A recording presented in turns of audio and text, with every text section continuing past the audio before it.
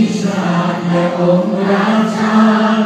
มวลประชาอยู่มาพ้นภัยขอดูแลคุ้มครองด้วยใจ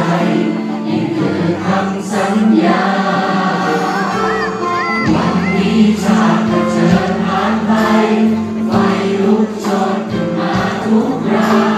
ขอเป็นองค์ที่เดินเข้ามาไม่อาจในสายไปเพื่อนำรักกลับมาต้องใช้เวลาเท่าไรโปรดจงรอได้ไหมจะข้ามความบาดหมางเราจะทำตามสัญญาขอเวลาอีกไม่นานแล้วแผ่นดินที่งดงามจะคืนกลับมาเราจะทำอย่างซื่อตรงขอแค่เธอจงไว้ใจและศรัทธาแผ่นดินจะดีในไรชาติขอมีความสุขให้เธอประชาชนวันนี้ต้องเหน็ดเหนื่อยก็รู้จะขอสู้กับอันตราย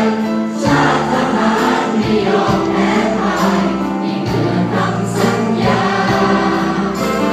วันนี้ชาติเผชิญผ่านไปไฟลุกโชนขึ้นมาทุกราขอเป็นคนที่เดินเข้ามาไม่อาจในสายไปเพื่อนำรักกลับมาต้องใช้เวลาเท่าไรโปรดจงรอได้ไหมจะข้ามความบาดหมางเราจะทำตามสัญญาขอเวลาอีกไม่นานแล้วแผ่นดินที่งดงามจะฟื้นกลับมาเราจะทำอย่างซื่อตรงขอแค่เธอจงไว้ใจและศรัทธา